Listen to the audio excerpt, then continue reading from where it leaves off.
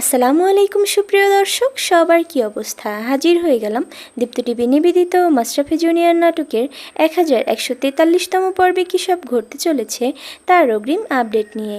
এই পর্বটি কেউ মিস করবেন না, কারণ এই পর্বে আপনারা দেখতে পারবেন মনিকে পুলিশ জেলে বন্দি করার আদেশ দিলে মনিকে দেখা যাবে সে অনেক কান্নাকাটি করতে থাকবে। সে নাইলাকে বলবে, নাইলা বিশ্বাস করো, আমি এই খুন করিনি, পুলিশ আমাকে শুধুই হয়রানি করছে। তুমি যে করেই হোক আয়ানকে একটু খবর দাও, প্লিজ আমাকে এখান থেকে ছাড়িয়ে নিয়ে যাও। তখন নাইলা আয়ানকে ফোন করলে আয়ানকে দেখা যাবে সে ফোন ধরবে না। একটু পরে রুনা ম্যাম, আয়ান ও দিলারা বেগম টিভিতে মনির নিউজটা দেখতে পাবে। মনির এমন বিপদের কথা শুনে রুনা ম্যামকে দেখা যাবে সে অসুস্থ হয়ে পড়বে। একদিকে মা অসুস্থ, অন্যদিকে বউয়ের এমন বিপদ। আয়ানকে দেখা যাবে এমন পরিস্থিতিতে সে পুরো পাগলের মতো হয়ে যাবে। তখন দিলারা বেগম বলবে, দাদু ভাই তুমি মনির কাছে যাও, রুনাকে আমি সামলাচ্ছি।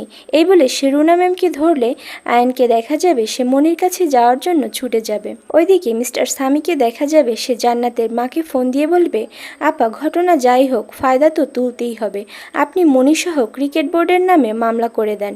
একদিকে মনি খুনি হিসাবে জেলে পড়ে থাকবে, আর অন্যদিকে জান্নাত মারা যাওয়ায় ক্রিকেট বোর্ড থেকে আপনি মোটা অঙ্কের ক্ষতিপূরণ পাবেন। আর অন্যদিকে আপনারা দেখতে পারবেন সাগরকে দেখা যাবে সে তুতুলকে বলবে, তুতুল আমি কোথায় যেন শুনেছি বন্দীদের এমন কাজে ব্যস্ত রাখতে হয় যেন সে ছাড়া পাওয়ার কথাই ভুলে যায়।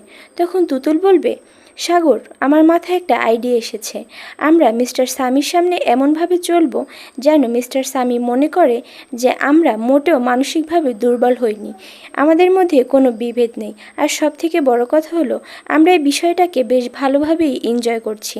তাহলে দেখবে ও পাল্টা ধাক্কা খাবে। আর এছাড়াও থাকছে আশ্চর্য সকল ঘটনা। সুতরাং সবাইকে মাশরাফি জুনিয়র নাটকের আগামী পর্ব দেখার আমন্ত্রণ রইল। আর হ্যাঁ, ভিডিওটি ভালো লাগলে অবশ্যই চ্যানেলটি সাবস্ক্রাইব করুন। ধন্যবাদ।